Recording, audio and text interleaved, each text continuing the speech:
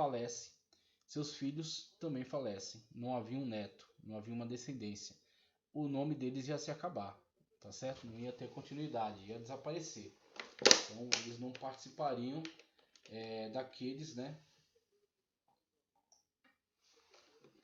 do povo de Israel que aguardam pelo Messias e pelo estabelecimento de Israel como o povo de Deus, uma nação dominante. Então eles têm essa grande preocupação em manter sempre a sua descendência, em deixar sempre a sua continuação através dos seus descendentes. Exatamente isso que eles iam ser privados. E Boaz aparece aqui como remidor, aquele que poderá consertar essa situação suscitando descendente. De Noemi poderia ser dela, mas ela se faz substituir por Ruth. Ruth mais jovem, então Ruth é apresentada como esposa para Boaz. Boaz a aceita. A descendência que virá é colocada no colo de Noemi, tá certo? Como o texto anterior que a gente leu. E assim a descendência de Elimeleque terá continuidade através desta forma, né, de representação. Fidelidade e altruísmo. O livro de Ruth abre uma janela que nos permite ver que nem tudo eram trevas nos dias dos juízes. Havia um remanescente fiel que temia a Deus e foi usado por ele para cumprir os propósitos. Cita Jó 42:2.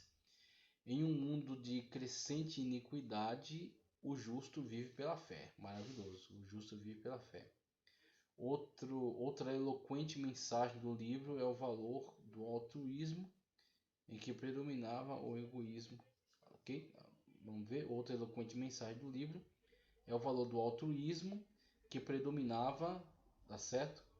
Predominava sobre o egoísmo. Nos dias dos juízes, a maioria vivia segundo seus próprios padrões, buscando seu próprio interesse, obviamente, né? Noemi e Ruth destoam dessa máxima individualista. Sogra e nora não pensavam em si mesmas. O amor não é egoísta. É essa questão aqui, ó, colocada aqui, ó. Noemi e Ruth destoam dessa máxima individualista.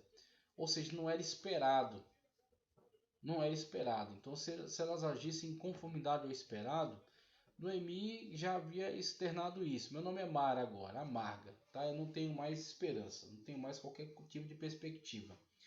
E Ruth poderia agir semelhantemente a Orfa e dizer, bom, vou buscar os meus interesses, aquilo que é melhor para mim. Isso seria o medíocre, seria o comum, tá certo? Normal. Mas devido à sua atitude não estar enquadrada dentro daquilo que é medíocre, pelo contrário, demonstra fidelidade, amor, coragem, ousadia, então ela viveu o extraordinário. Ela plantou o extraordinário, ela colheu o extraordinário. Isso que é interessante, né? Maravilhoso aí desse contexto do livro de Ruth. A conclusão. O livro de Ruth nos ensina que, a despeito da incredulidade e dos pecados do homem, Deus sempre trabalha para cumprir os seus desígnios. Deus sempre trabalha para cumprir os seus desígnios. Sem violar o princípio do livre-arbítrio humano, o Todo-Poderoso conduz a história e executa seu plano eterno de redenção. Ok? Aqui. Isso. Fidelidade. O livro também nos mostra como a fidelidade de Deus se aplica às circunstâncias comuns da vida. Em tudo ele é fiel. Neste momento. Que é surpreendente. Veja, o livro também nos mostra como a fidelidade de Deus se aplica às circunstâncias comuns da vida. Em tudo ele é fiel. Isaías 64:4. Então você tem em situações corriqueiras, situações comuns e situações muitas das vezes que são bastante difíceis, nesse meio onde Deus se mostra de fato fiel, onde Deus de fato demonstra que está atento às nossas situações, está atento ao nosso comportamento, e diante de uma atitude correta, Deus traz também o seu auxílio, Deus traz também o seu apoio e abre oportunidades que não poderiam ser abertas por nós. Então Ruth agiu dentro daquilo que era a sua possibilidade, que era demonstrar essa fidelidade, demonstrar esse zelo, esse cuidado para com a sua sogra, fidelidade para com o Deus a quem ela servia, ao qual passou também ela a servir com toda a dedicação e toda a fidelidade. E uma vez que ela agiu dentro daquilo que era a sua possibilidade, Deus trouxe a ela aquilo que não estava ao seu alcance, que é exatamente essa questão de despertar o interesse desta pessoa e esta pessoa se tornar para ela e para sua sogra o remidor do nome de sua família, e agora ela sair de um contexto de miséria e adentrar um contexto de abastança, segurança, amor, tá certo?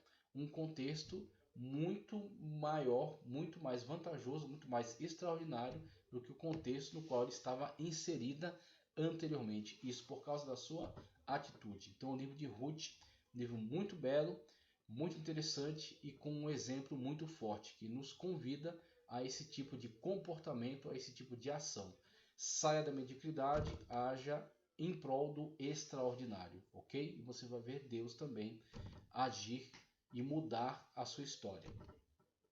Então essa foi a lição número 2 acerca do livro de Ruth. Próxima lição, a lição número 3, a ser ministrada no dia 21 de julho de 2024, se Deus permitir. Ruth e Noemi entrelaçadas pelo amor. Entrelaçadas pelo amor. Aí você vai começar a discutir mais especificamente sobre o relacionamento entre essas duas servas de Deus. Eu agradeço por você ter permanecido até aqui. Peço para que você curta o vídeo, compartilhe, inscreva-se no canal. Já estamos em 4.010 inscritos. E que Deus continue abençoando poderosamente a sua vida, em nome do Senhor Jesus Cristo.